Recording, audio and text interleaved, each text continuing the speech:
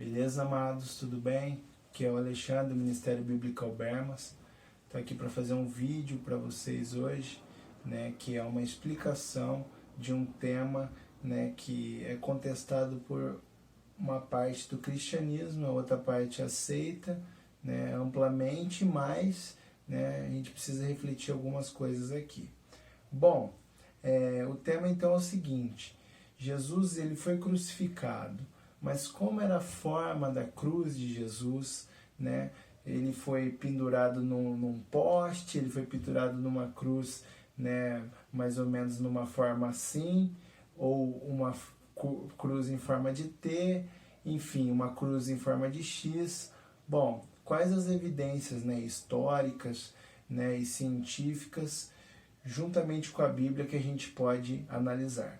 Bom, então aqui é o seguinte: quando a gente vai lá para Mateus 27, 42, entre as várias referências sobre cruz na Bíblia, onde traduziram cruz, vai ter assim na leitura, Mateus 27, 42. Jesus ali na cruz, aí o pessoal zombando dele, falando: salvou os outros, a si mesmo não pode salvar-se, é rei de Israel, desça da cruz e creremos nele. Então, assim, essa palavra cruz aqui, que está falando aqui em Mateus 27, 42, é staros, tá? E staros, algumas seitas cristãs, minorias cristãs, vão dizer que staros quer dizer um poste, nessa forma assim, ó, um poste, tá? Vamos chegar lá. Bom, então essa é a palavra que é usada no grego para designar a cruz em 27 ocorrências, como essa em Mateus 27, 42. Tá? Se a gente for lá para Atos 13, 29, vai ter outra palavra. E essa outra palavra também é usada por alguns, que são os testemunhos de Jeová, sobretudo, para certificar que a forma da cruz de Jesus é da forma que a gente vai mostrar depois. Foi, em Atos 13, 29, diz assim: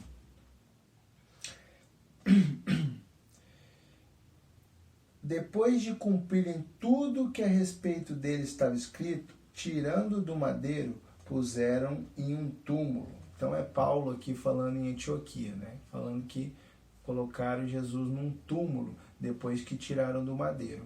A palavra para madeiro aqui, opa, deu pau aqui, deixa eu voltar aqui. A palavra para madeiro é xilion. Xilion é uma palavra que designa árvore ou um pedaço de madeira, tá? Então aqui alguns vão usar que, o madeiro aqui, xilion, quer dizer madeira, o madeiro, um pedaço de madeira, bem como straros, quer dizer um poste nessa posição assim vertical, e apenas isso. Ó, na imagem aqui vai ficar mais claro, Essa aqui é uma imagem do próprio site dos Testemunhos de Jeová, os Jehovah's Witnesses. Então aqui seria Jesus, ó, percebam, é só um poste de madeira vertical, os três bandidos, e a placa colocada sobre a cabeça de Jesus.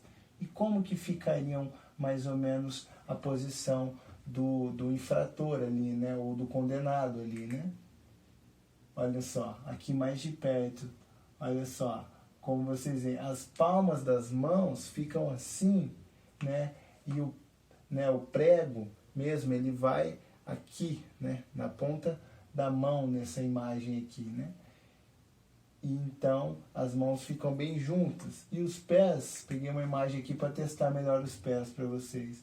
Olha os pés como eles ficam rentes, numa posição bem cômoda, para a base dos joelhos, das canelas, enfim. Ficam sobrepostos e são pregados por dois pregos, um nas mãos e um nos pés, tá? Então, essas são as alegações do Testemunho de Jeová e algumas outras minorias cristãs. Quais são as evidências de que isso é verdade? Bom, a palavra staros, eles dizem que o significado primário dela é um poste vertical, né? E apenas isso, né? Isso é verdade, né? Bem como a palavra, né, xilion, quer dizer árvore, um pedaço de tora, né? Uma viga, isso é verdade. Mas as palavras no grego e no hebraico, né, assim como em muitas línguas, elas são polissêmicas, ou seja, elas têm vários signos, vários significados, né? Então, o significado primário nem sempre consegue explanar na totalidade algo, né? Porque às vezes não se tinham muitas palavras para dizer algumas coisas, né? Como, por exemplo, você vai dizer haste, pau, tora, ou várias coisas. E aí se usava uma palavra num sentido mais amplo. Então, por isso a dificuldade das traduções, né, para todas as línguas vindas do original, tanto o dito Antigo Testamento no hebraico, né, no paleo-hebraico, como o Novo Testamento no grego koiné. Então essa é a dificuldade. E a palavra straros, ela não só quer dizer um poste, né, uma madeira, um madeiro assim na vertical, como aqui na imagem, como também pode ser uma cruz, na forma como nós conhecemos, né, uma cruz latina, que eles dizem, que é a cruz, né, onde há uma haste aqui por cima, né? Há uma haste, não um T lá em cima, mas aqui mais para baixo, e nem uma cruz aqui onde fica pela metade, mas uma haste mais ou menos na altura da cabeça aqui dessa figura, né? Então seria algo mais ou menos assim, né? Uma cruz ali, né? Ela designa isso também, ela designa o poste, a parte horizontal também, né? Então, só pela tradução não é possível dizer que Jesus foi crucificado num madeiro vertical, um tronco, né? Um dito tronco, né? Que era, né, um instrumento já de tortura usado pelos fenícios, usado pelos egípcios na antiguidade. Então não é possível apenas só pela tradução, tanto de xilion quanto de straros, que seria esta, né, a forma de cruz que Jesus foi crucificado. Bom, algumas evidências que eles vão usar, a ossada foi achada num bairro judaico, né, ali bem próximo, né, no West Bank, né, na Cisjordânia. E assim, ela foi achada num bairro que chama Givat HaMitvar, né, é um bairro judaico ali. Então ela foi achada em 1968, né, por acaso eu estava mexendo ali e descobriram essa ossada aqui, que pertence, aí eles foram fazer, né, todas a parte de carbono, de identificação, né, para quem gosta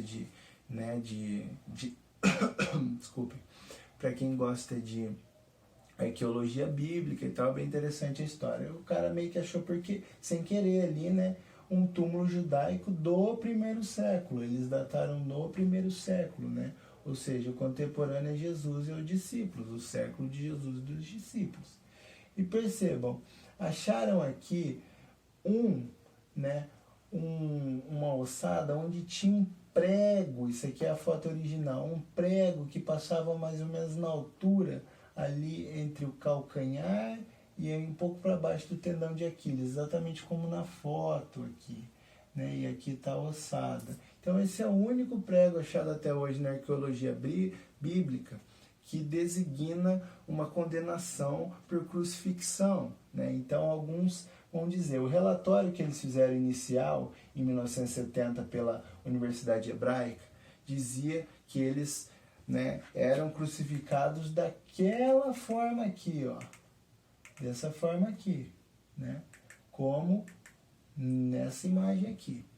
Porém, eles fizeram depois uma nova análise em 1985 e disseram que é o seguinte, este prego deste tamanho aqui, ele não seria suficiente para abranger os dois pés e ainda, né, transpassar o poste vertical, né? Então, e assim, não encontraram, né, ossos suficientes para fazer essa análise, né? E na outra parte ali, que eles pegaram dos ossos, vamos dizer assim, que seria do segundo pé, não eram ossos, né, coletados da mesma ossada, ou seja, não tem como afirmar só por aquilo que, né, era assim. Mas, com base nos relatos de Joséfo e na história escrita, e também com base no tamanho do prego, eles chegaram à conclusão em 85, a própria Universidade Hebraica, né, outros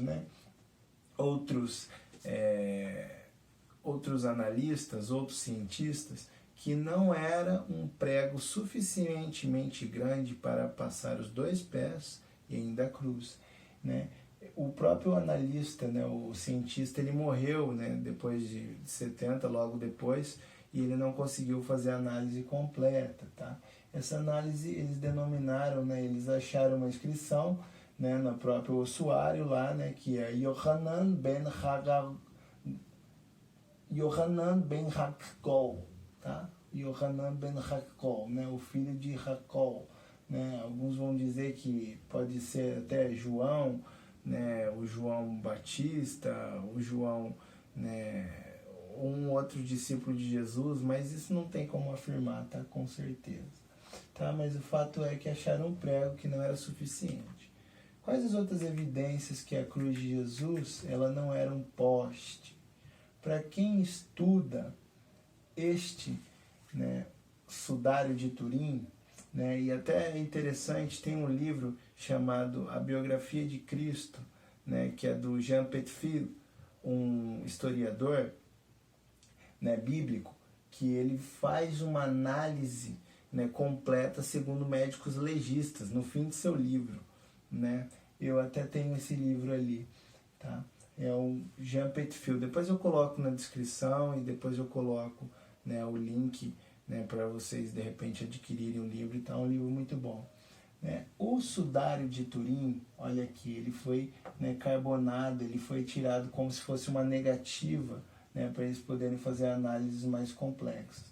O sudário de Turim, ele mostra aqui, talvez a imagem não sei se está numa resolução muito boa, mas que a perfuração de prego aqui vocês vão ver alguns furados da coroa de Cristo, né? Dizem que esse sudário, alguns vão alegar que ele é original, que é o sudário, né? Que é o manto que recobriu o corpo de Jesus quando morto, né? Então tem a frente dele e as costas, né?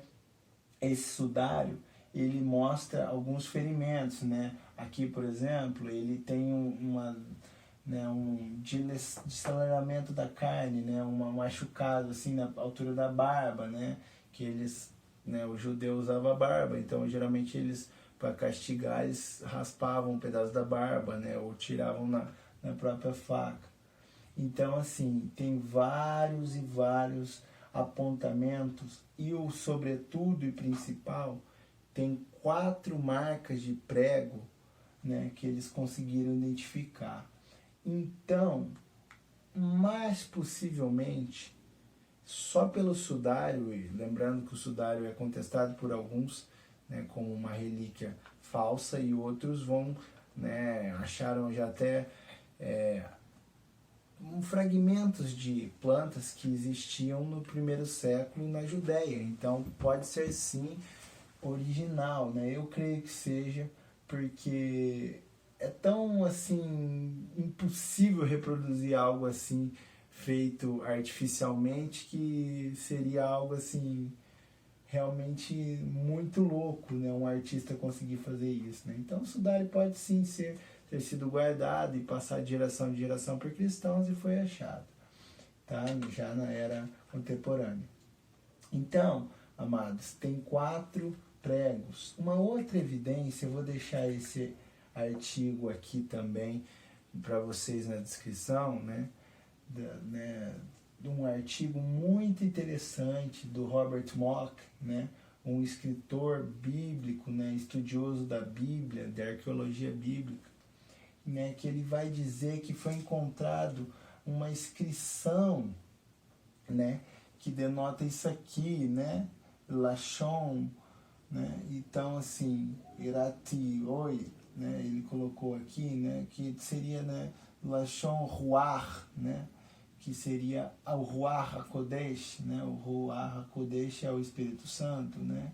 E o óleo, né? Que era usado para confirmar o batismo, né? Interessantíssimo que esse símbolo é um misto dentre os crentes judeus e os gentios, porque olha só, e esse artigo também foi denominado do primeiro século, olhem só. Aqui vocês vão ver uma menorá, né, com 7 pontas, 1, 2, 3, 4, 5, 6, 7 pontas, né, na parte superior. Não sei se está dando para enxergar, mas aqui tem uma menorá em cima, né? E no meio, exatamente aqui no meio, ela tem uma estrela de Davi, né? E aqui ela tem como se fosse um triângulo, né? Para quem, né, sabe de cartas, tem o ouro, né? Como se fosse o desenho do ouro de cartas aqui. E no meio, exatamente no meio, tem uma cruz, né? Esse símbolo aqui está sendo estudado, mas alguns já conseguiram datar ele do primeiro século, né? E aqui ele até cita, né, Tiago 5, 14 a 16, que diz que, né, para eles orarem, né, e ungirem o doente, né, ungirem as pessoas, né, em nome de Cristo com o óleo, né? Então, assim, está dizendo que esse óleo ele curava e tal. Então, essa evidência, né, para o óleo para o uso do Espírito, né, que seria isso aqui, ainda tem uma inscrição aqui em aramaico, né, ela denota que a junção dos judeus, né, que é o menorá simboliza, pela estrela de Davi, que Jesus é sobre a linhagem humana da casa de Davi, né, mais os gentios, que eram considerados, né, os peixes, né, que eram considerados, né, tanto que vocês veem até hoje o símbolo do peixe, né, que é o ixo, né, o ictus, melhor dizendo, que é peixe em grego, ele tinha uma inscrição, o ictus, que dizia que Jesus era o Filho de Deus, né, que denotava que Jesus era o Messias, né. Então, assim, esse artigo está em inglês, mas eu vou deixar de qualquer forma, né, quem tiver interesse, tem sites de tradução também na internet e tal. A gente pode até colocar um lá e passar para vocês, né. Eu não pude traduzi-lo, mas é muito interessante para quem conseguir ler em inglês, muito legal. Para quem não conseguir, o site vai ajudar pelo menos a entender a tônica. Então, é a junção dos judeus, dos gentios em Cristo, sendo um só símbolo. E o mais interessante, a cruz no meio. A cruz não como um poste vertical, mas como a cruz latina, que é a cruz que não é nem um mais, um símbolo de mais, e nem um T, mas ela passada aqui e aqui. Para finalizar, o que isso quer dizer, o que tudo isso julga, né? Que é o seguinte, os próprios testemunhos de Jeová, eles alegam o seguinte, que o símbolo da cruz é um símbolo pagão, que, né, que veio das mitologias antigas, né, fenícias antigas, de paganismo, e chegou até os romanos, enfim, em que os cristãos não devem utilizar a cruz latina, né, a cruz como a gente conhece a de Jesus, né, para propagar a sua fé, porque isso é um símbolo de paganismo, né, sobretudo porque eles dizem que a cruz é nessa forma aqui, né, vertical, uma estaca só. A gente sabe que, pelos relatos de Joséfo e outros escritores latinos, né, Joséfo, escritor judeu do primeiro século, outros escritores latinos, que a estaca, né, vertical, ela era deixada no local, até porque a madeira ela era muito cara, né, na Judéia, né, no território de Israel no primeiro século. Ela ficava distante, mais ou menos uns 20 quilômetros de Jerusalém. Então, para eles ficarem, né, pegando madeira, né, para esse fim, seria difícil. Então, eles já deixavam estacas ali. E a haste que eles levavam, não levavam a cruz inteira, mas levavam apenas a haste, que era a haste horizontal, que cortava, né, a cruz? Essa parte de cima aqui, não o vertical, mas sim a horizontal. Então era isso que eles levavam. Muito possivelmente pelo Sudário de Turim, pelo achado também daquela inscrição do primeiro século, que o Robert Mock fala muito bem no artigo, a cruz sim era da forma que a gente sempre propagou. E eu digo para vocês, se vocês adoram a cruz como um símbolo de idolatria, isso é errado. Mas se vocês têm a cruz como um símbolo de lembrança do sacrifício de Cristo, do sacrifício redentor de Cristo, não há problema nenhum, amados, em colocar, seja um pingente, seja na porta, identificando a fé cristã. Não há se isso não for uma pedra de tropeço para você e para o seu irmão. Não tem problema, porque certamente, e muito fortemente, esse foi o símbolo propagado já há muitos séculos e conhecido dos cristãos do primeiro século, seguindo a inscrição do artigo do Robert Mock. Então não há problemas desde que vocês não idolatrem o símbolo da cruz como um ídolo ou como um símbolo de, como os antigos pagãos, símbolo da fertilidade, o símbolo do caos, o símbolo disso, o símbolo da guerra, da paz, enfim. Não, aí não. Mas se não há isso, e essa identificação é bem comum entre os cristãos ocidentais e até orientais, não há problemas, com certeza, tá? Bom, eu deixo esse vídeo para vocês, espero que pude explanar as principais partes ali e que vocês tenham também uma elevação, em nome de Cristo, histórica e de conteúdo arqueológico, não só bíblico e exegético, de análise bíblica que a gente tem feito há mais de 3 anos, mas também as coisas que a gente pode estudar e passar para vocês.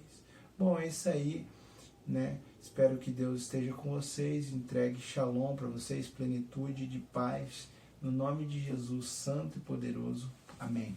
Falou, gente, até mais.